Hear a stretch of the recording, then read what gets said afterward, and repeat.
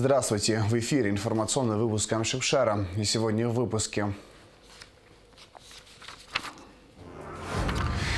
Совершается первый этап выплат компенсации гражданам, пострадавшим от стихийных бедствий летом 2021 года. В последнее время на побережье Черного моря участились случаи гибели дельфинов. С чем это связано? Историко-этнографический интеллектуальный проект Всемирного Абхазо-Абазинского конгресса Ярбан-Ябаянба расширяет географию. В Сухуми открылся турнир по волейболу памяти заслуженного тренера СССР Роберта Делиняна.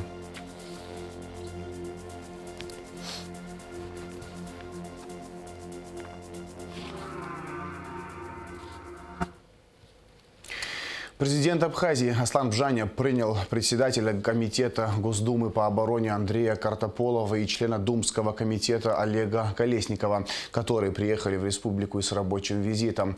Картополов и Колесников представляют депутатскую группу Государственной Думы Федерального собрания Российской Федерации по связям с парламентом Республики Абхазия. Как сообщает пресс-служба главы государства, обсуждались вопросы двустороннего сотрудничества, в том числе упрощение пересечения абхазо-российской границы. Аслан Бжаня и российские парламентарии выразили заинтересованность в дальнейшем углублении и расширении партнерства. Во встрече участвовали вице-президент Бадра Гунба, руководитель администрации президента Алхас Квициня и его заместитель Зураб Каджая. В парламенте состоялась встреча спикера Лаши Ашуба с председателем комитета Госдумы по обороне Андреем Картополовым и членом Думского комитета Олегом Колесниковым. Депутаты обсудили ряд вопросов, касающихся экономического развития Абхазии, в том числе и возможности совершенствования законодательства с целью упрощения пересечения абхазо-российской государственной границы, вопросы, связанные с туристической сферой, перспективы возобновления авиасообщений между Абхазией и Россией. Речь шла и о совместной деятельности в разных форматах, в частности, в форме рабочих контактов депутатов из профильных парламентских комитетов.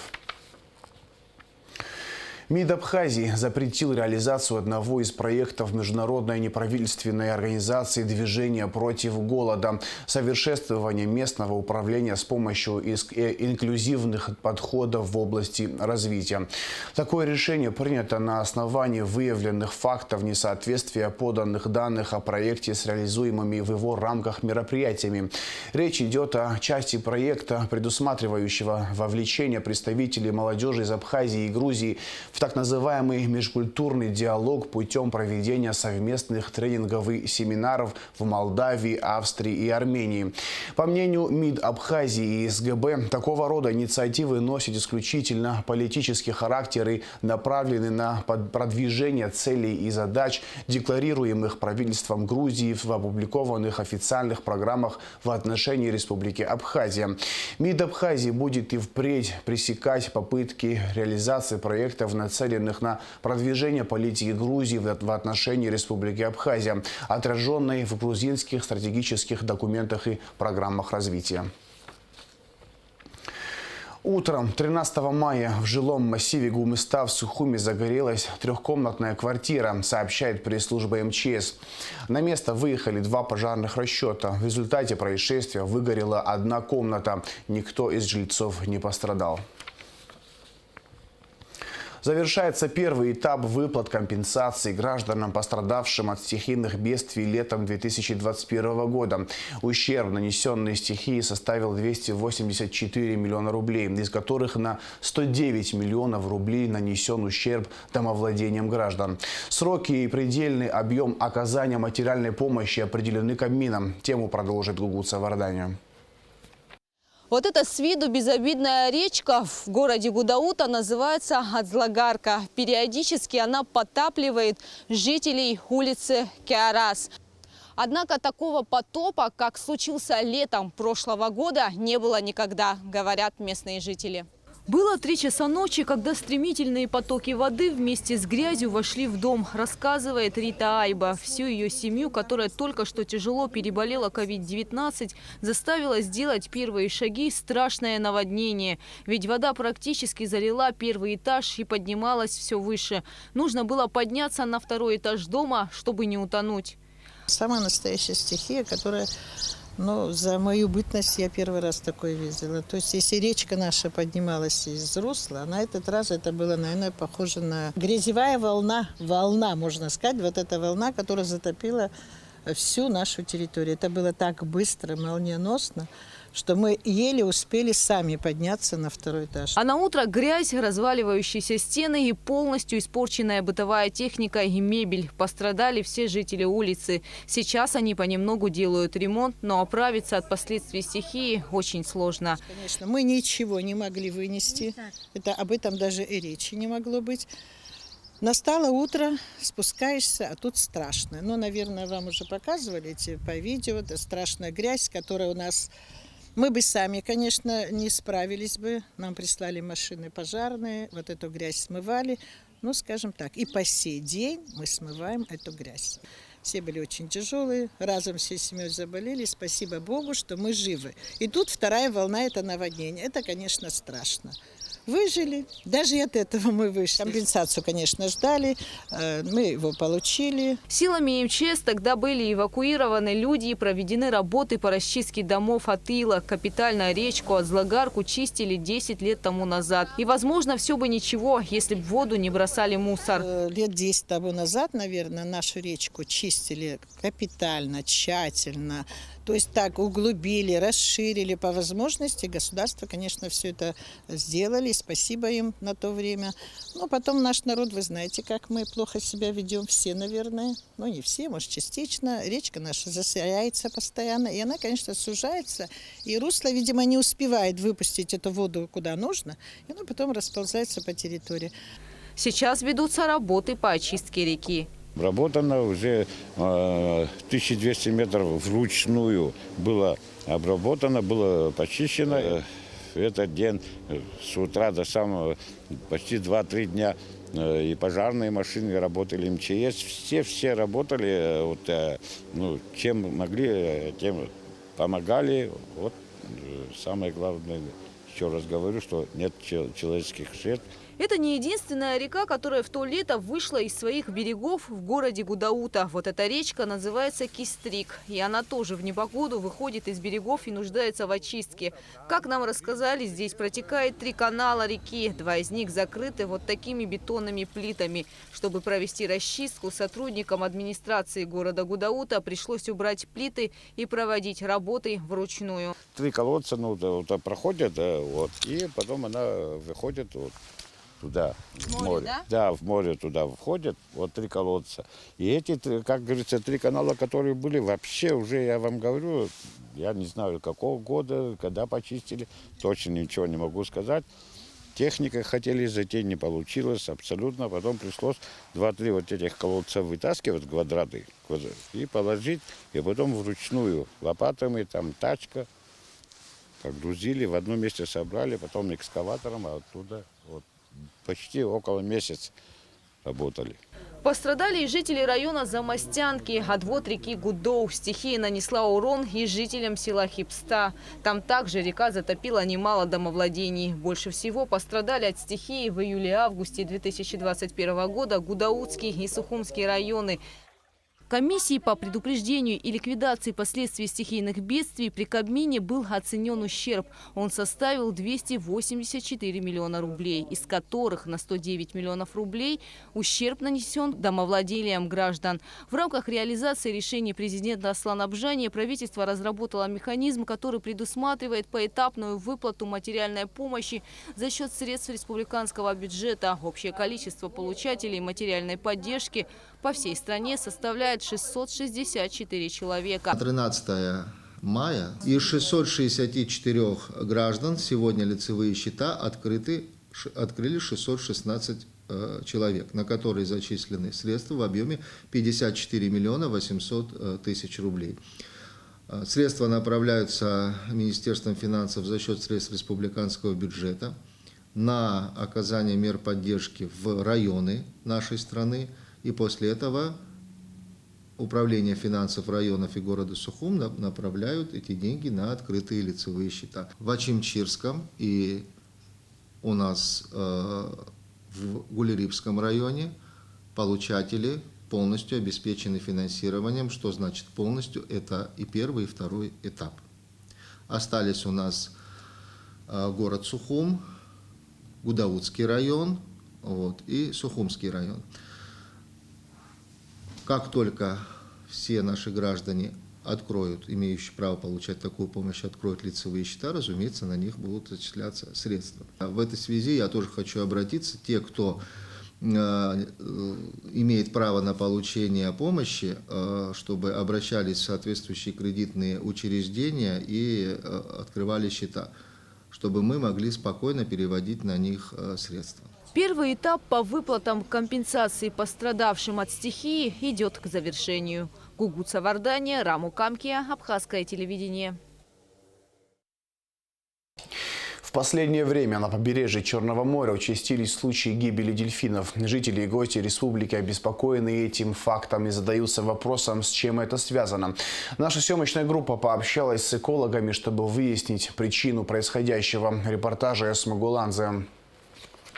Дельфины – символ Черного моря и самые крупные его обитатели из разряда млекопитающих. В Черном море живут 3 вида дельфинов – афалины, белобочки и самые маленькие – азовки. Эти удивительные морские животные часто выплывают в пределы видимости, заходят в бухты, следуют за кораблями и катерами. Резвящиеся дельфины – картина для Абхазии привычная и особенно любима туристами. Однако в последнее время на побережье стали обнаруживать мертвых дельфинов. Все чаще в социальных сетях появляются видео с погибшими животными. Главной причиной,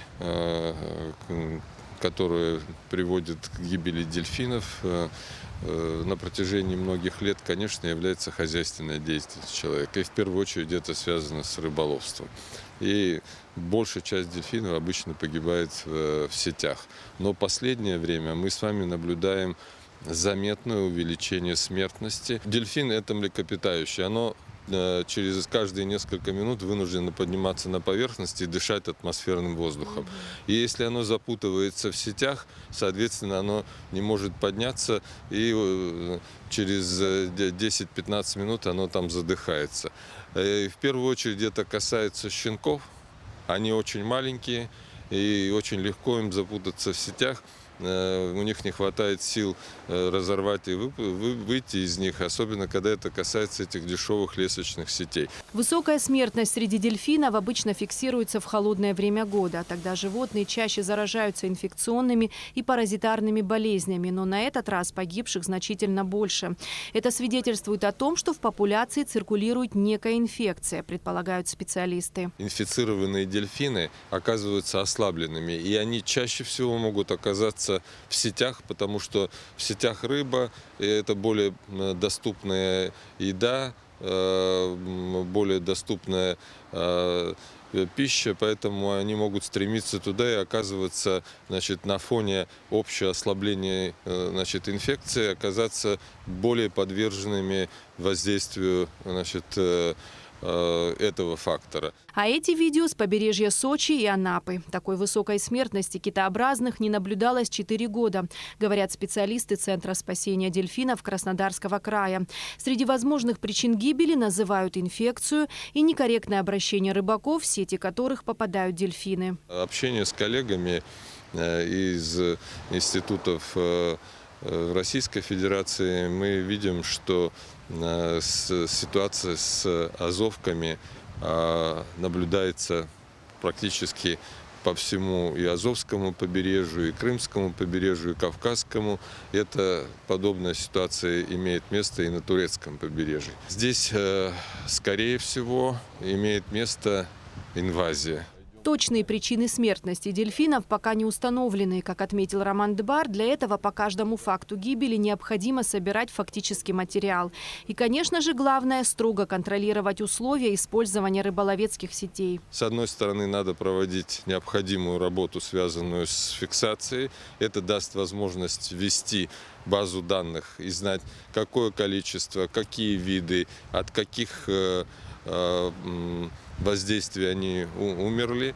И с другой стороны, нужно наводить, конечно же, порядок с браконьерством. И в первую очередь это касается применения дешевых лесочных сетей, которые могут устанавливаться там браконьерами в таком беспорядочном порядке в береговой зоне моря. Помимо способа отлова рыбы, сама проблема браконьерства для Абхазии не нова. С 1 мая введен запрет на вылов камбалы, ведь именно в этот период рыба начинает нереститься. Однако, со слов покупателей, в некоторых магазинах свежая камбала по-прежнему есть в наличии. Мы посетили Сухумский рынок. В одном из рыбных магазинов продавцы сказали, что камбала у них есть. Однако при виде камеры отказались ее показать. В другом магазине камбала лежала прямо на прилавке. По словам продавцов, рыбу им приносят на реализацию. Если в это время появляется она в продаже, если это не является продажей замороженной рыбы в торговых сетях, а является свежевыловленной, это предмет рассмотрения соответствующих служб надзора за соблюдением правил рыболовства. Кто виноват и что делать? На эти вопросы специалисты пока ищут ответы. На проблему сохранения морской фауны, в частности гибели дельфинов, обратили внимание и в руководстве страны. Премьер-министр Александр Анкваб встретился с экологами и поручил им предложить меры, способствующие минимизации случаев гибели дельфинов в результате деятельности человека. К данной теме мы обязательно вернемся в следующих репортажах. Эсма Гуландзе, Михаил Братухин, Абхазское телевидение. Сотрудники МВД задержали гражданина Узбекистана, у которого изъята крупная партия наркотического средства, подготовленная к реализации. Все подробности в оперативной сводке МВД.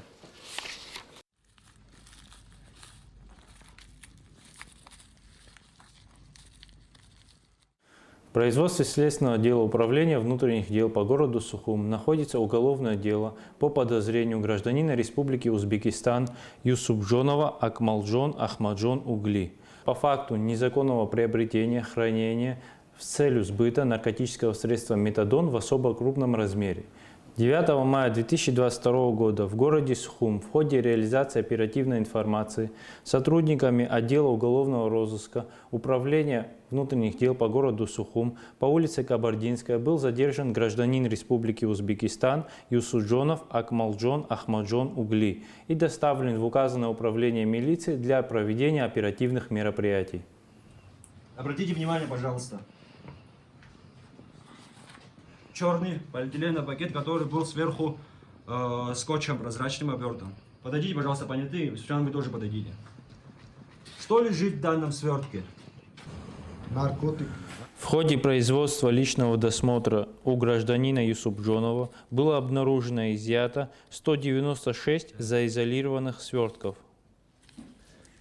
Внутри черного полиэтиленового пакета кристаллообразное вещество. Твердое кристаллообразное вещество в виде белого цвета. Обратите внимание. Согласно справке экспертно-криминалистического центра Министерства внутренних дел Республики Абхазия, представлено на исследование вещество, изъятое в ходе личного досмотра у гражданина Юсупджонова, является наркотическим средством метадон весом порядка 75 грамм. В ходе допроса в качестве подозреваемого Юсупджонов сообщил, что через мобильное приложение WhatsApp от неустановленного абонента получил геолокацию размещения тайной закладки с наркотическим средством, которое он незаконно приобрел с целью дальнейшего сбыта путем размещения так называемых тайных закладок в городе Сухум, где за одну тайную закладку он должен был получить денежное вознаграждение в размере 300 рублей. В ходе проведения следственного действия проверки показаний на месте подозреваемый Юсупджонов указал место по улице Кабардинская, где он 9 мая 2022 года незаконно приобрел сверток с наркотическим средством в особо крупном размере с целью дальнейшего сбыта. Вон там. Вон там? Да, где камень, да? Да, где там рядом дырка идет. 12 мая 2022 года Сухумским городским судом в отношении подозреваемого Юсупджонова была избрана мера пресечения в виде заключения под стражу сроком на 2 месяца. Предварительное следствие по данному факту продолжается. Студенты экономического факультета АГУ одержали блестящую победу в ежегодной международной студенческой олимпиаде по истории экономических учений. Команда АГУ с разрывом в 12 баллов обошла команду МГУ имени Ломоносова и заняла первое место. Олимпиада проходила в финансовом университете при правительстве России. Наряду с командой АГУ в Олимпиаде принимали участие команды ведущих вузов Российской Федерации: МГУ, НИУ, Высшая школа экономики, финансовый университет и другие.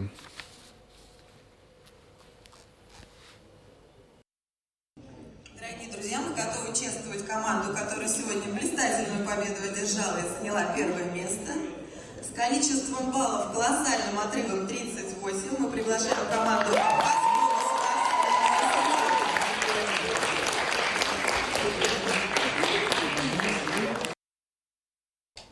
В Абхазском государственном университете стартовала Олимпиада школьников «Путь к вершинам-2022». Ее основная цель – оказание содействия молодежи в профессиональной ориентации в выборе профессии. В первый день Олимпиада прошла по биологии, химии и географии. В ней приняли участие 75 школьников со всех районов Абхазии. Репортаж Шазины Ханагуа. Мэгги Гамисоня – выпускница Галской первой школы. Она с детства любит растения и животных. Именно поэтому Мэгги хочет стать биологом. Для достижения цели она каждый день изучала новый материал и закрепляла уже пройденный. Перед началом Олимпиады Мэгги очень волнуется, но надеется, что сможет показать хорошие результаты. Думаю, что, наверное, пройду. Если даже не пройду, то попробую уже через экзамены. Всегда повторяла школьный материал, а также дополнительно смотрела всякие видеоролики, которые дают много интересного, дополнительные знания. Также я ходила на занятия, где просидела каждый почти второй день, 4 часа. Это было очень сложно, но нужно добиваться, чего хочешь. Впервые Олимпиада школьников «Путь к вершинам» прошла в Абхазском государственном университете в 2019 году. В ней участвовали 374 выпускника со всех районов Абхазии. В этом году в ней примут участие более 300 абитуриентов. В первый день 75 школьников со всех районов Абхазии испытывали свои силы по таким профильным предметам, как биология, химия, география. Следует отметить, что победители Олимпиады будут зачислены в АГУ без вступительных экзаменов. Выпускница Сухумской 15-й школы Диана Кисян на протяжении 4 лет готовилась к поступлению в вуз. Ее выбор пал на химию. Несмотря на то, что химические задачи достаточно сложные, мне они удаются легко, говорит девушка. Это было в 8 классе. Мне химия понравилась. Да и когда на биологии тоже ходила, у нас были занятия. Было очень интересно, вовлечена была в этом, поэтому и решила пойти. Люблю сложные задачи. Думать позитивно, что будет все хорошо. Ничего страшного, если не пройду. Это меня не останавливает. Несмотря на то, что задания Олимпиады довольно сложные, все они подготовлены в рамках школьной программы. Главная цель Олимпиады – выявить лучших из лучших.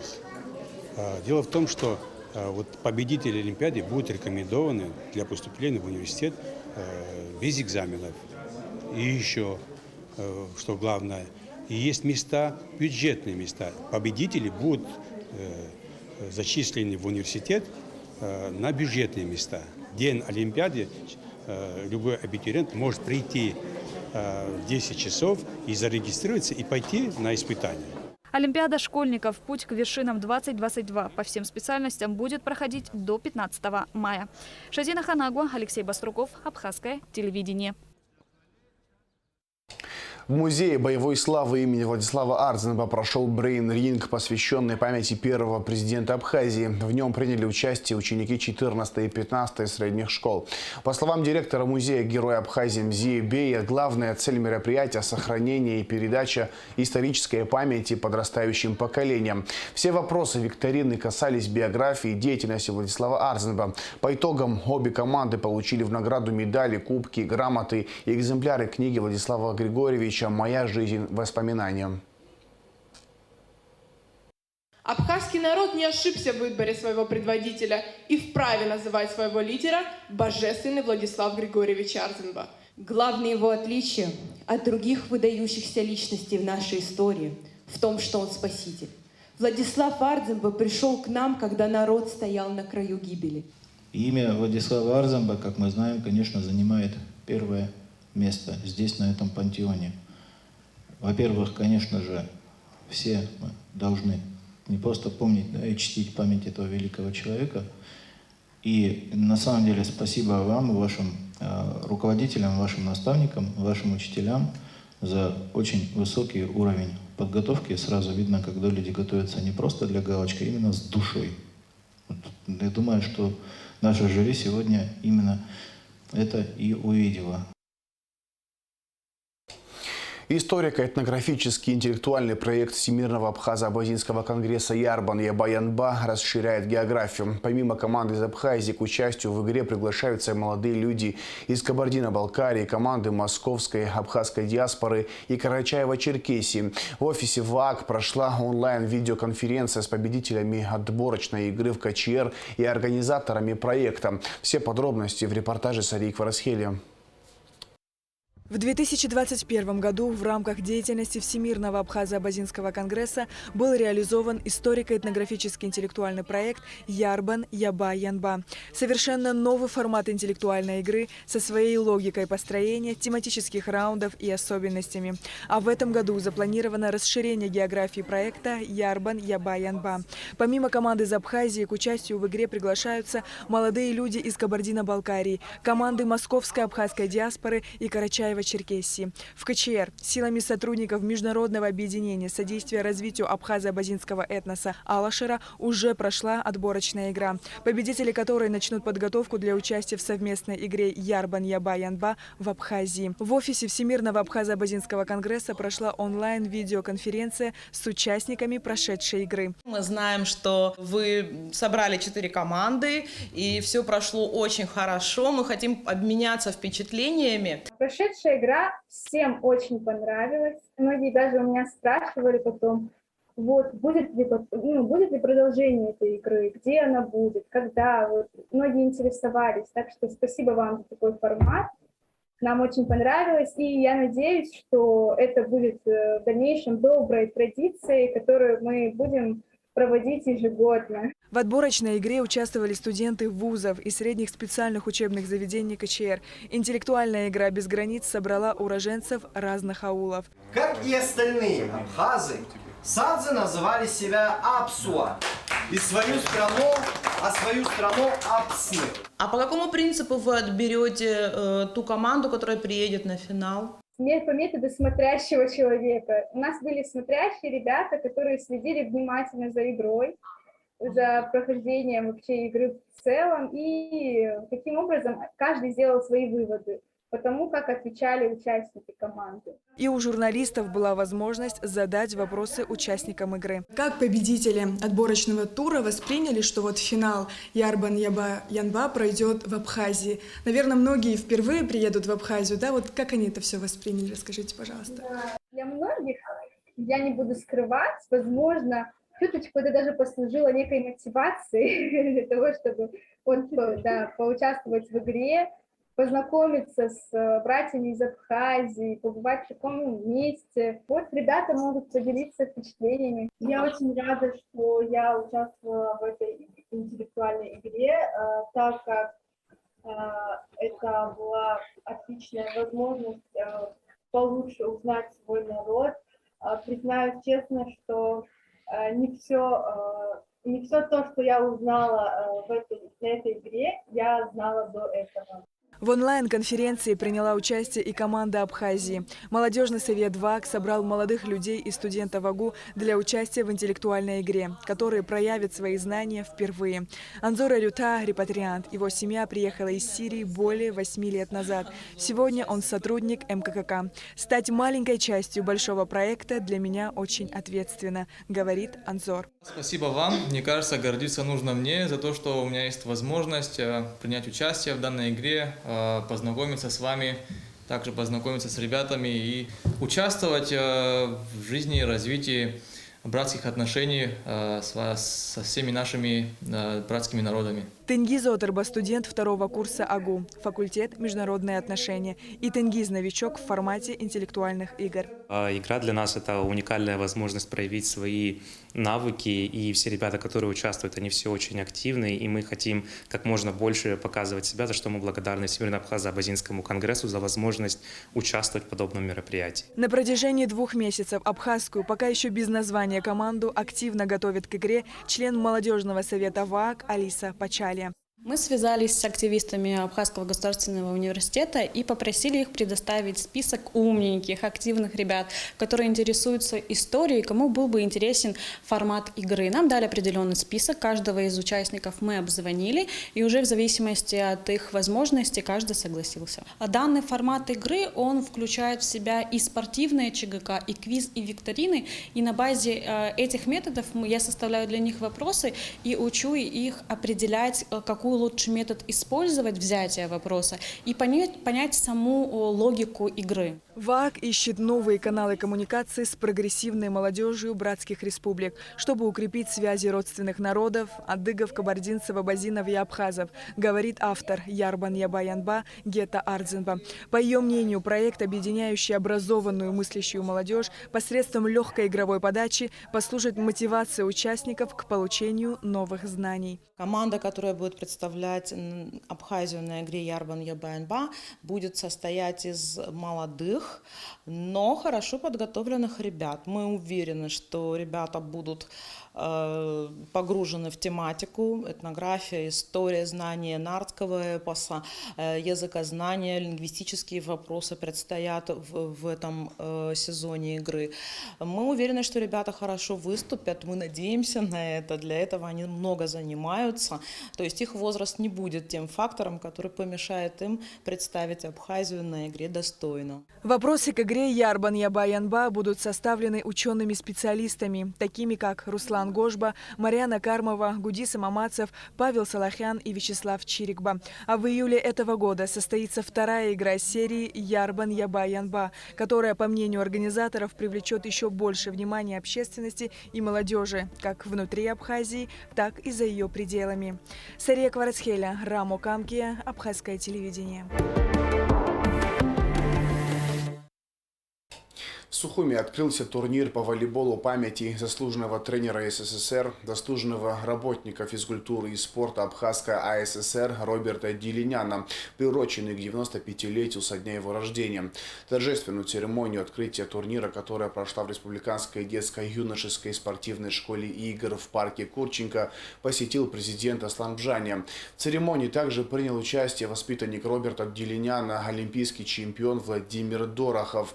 Аслан Бжаня поблагодарил спортсмена за участие и преподнес ему памятную монету Банка Абхазии Аяйра. В турнире принимают участие 5 команд, 2 из Абхазии, из Республики Северная Осетия Алания, Кабардино-Балкарии и команда пограничного управления ФСБ России в Абхазии. Завершается соревнование 15 мая. Организаторы — Госкомитет по делам молодежи и спорта и Федерация волейбола Абхазии. Роберт Артемович был великий тренер, он был еще и великий воспитатель. Этот великий человек воспитал 2 олимпийских чемпионов. Один из них, как уже вам сказали, Владимир Вячеславович Дорохов присутствует. Является не просто легендой нашего абхазского волейбола, он является легендой советского волейбола. Рядом с ним стоит также еще один олимпийский чемпион Лугаев, тоже ученик Роберта Артемовича. К сожалению, сейчас его здесь нет. Но не сказать мы это не можем. Мы должны также сказать, что Роберт Артемович воспитал многих, кроме этих известных 2 волейболистов, которые достигли самых высоких результатов в мире волейбола, и еще большую плеяду абхазских волейболистов.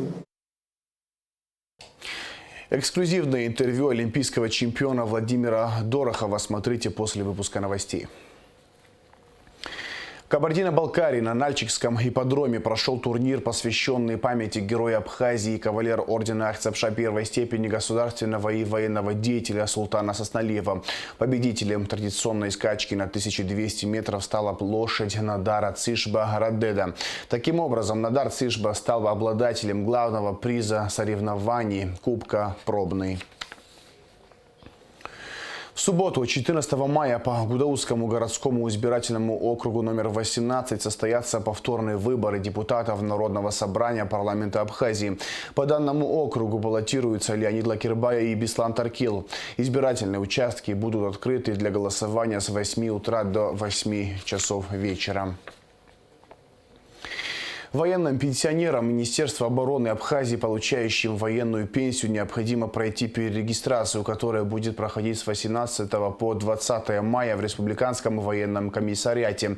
Военным пенсионерам Министерства обороны при себе необходимо иметь паспорт гражданина Республики Абхазия. Министерство экономики объявляет набор абитуриентов на обучение в высших учебных заведениях России по специальностям в области гражданской авиации. Заинтересованным лицам необходимо представить в Минэк копии паспорта, документов об образовании, данные о рабочем стаже при наличии, контактные данные. Подробную информацию можно получить по телефону 226 45 81. А в завершении выпуска о погоде. По сообщению Гидромедцентра, в выходные дни 14 и 15 мая на территории Абхазии ожидается переменная облачность без осадков. Ночью и утром возможен туман. Температура воздуха ночью 7-12, днем 17-22 градуса тепла. Температура морской воды плюс 14 градусов.